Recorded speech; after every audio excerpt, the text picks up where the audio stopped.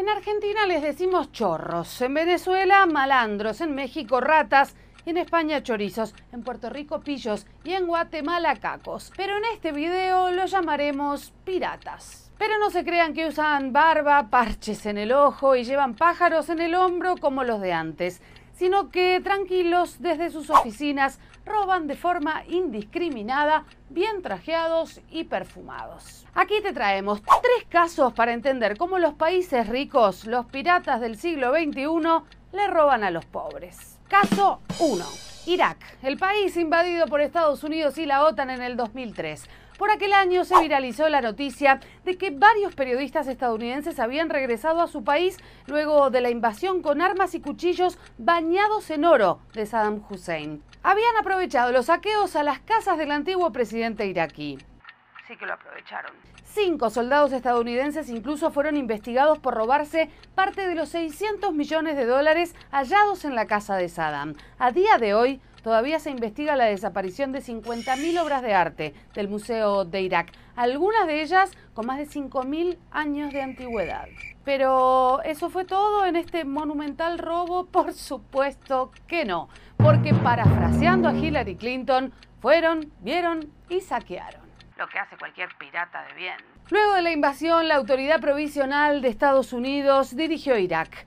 Y una de sus tantas atribuciones fue manejar el Fondo de Reconstrucción de Irak, cuyo dinero provenía del petróleo iraquí, vendido en el exterior, y los activos incautados a Saddam Hussein. Unos años después, el Inspector General para la Reconstrucción de Irak comprobó que los funcionarios estadounidenses se robaron al menos 18.000 millones de dólares de estos fondos. Otros tantos miles de millones desaparecieron. Algo de magos tienen también, ¿no?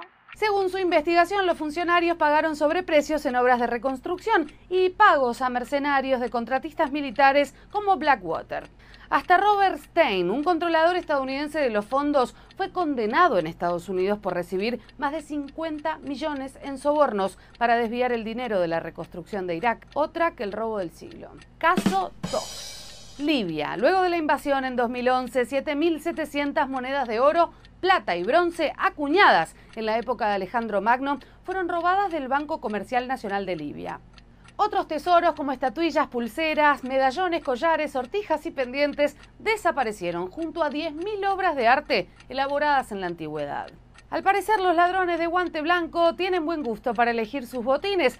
Si no, dense un paseíto por el Museo Británico, que está lleno de reliquias robadas por la corona del país. Pero este no fue el mayor robo a Libia, ya que durante la invasión los bancos centrales de Canadá, Estados Unidos, Suiza y Australia congelaron los fondos y el oro de Libia.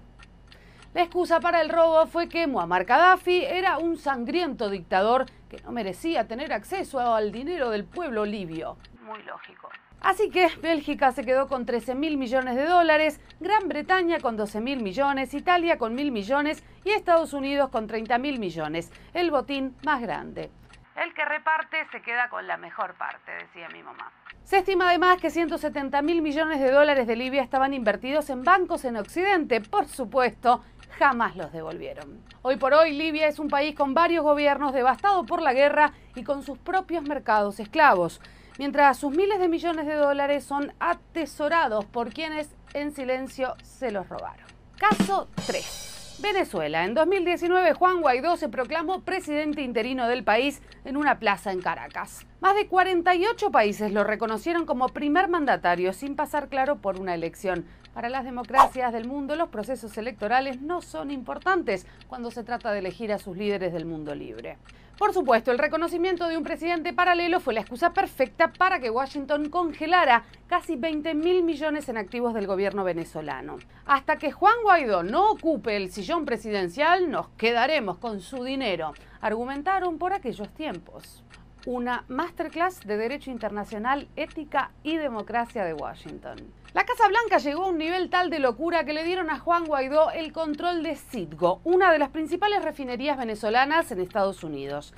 Y también bloquearon a las demás empresas de PDVSA en Estados Unidos. Como saben, en el mundo libre los demás países tienden a imitar a su líder, así que el gobierno de Colombia de ese momento también le dio el control a Guaidó de Monomeros, una de las principales petroquímicas venezolanas en el país.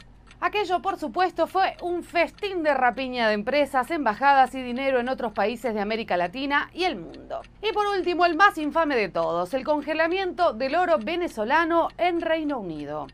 En total, 1.300 millones de lingotes de oro que, según el gobierno británico, le corresponde administrar al fantasmagórico gobierno de Guaidó, que al día de hoy nadie vio. En el siglo XXI, al parecer, solo hace falta reconocer un gobierno paralelo para saquear en su nombre. Para todo lo demás, existen las invasiones.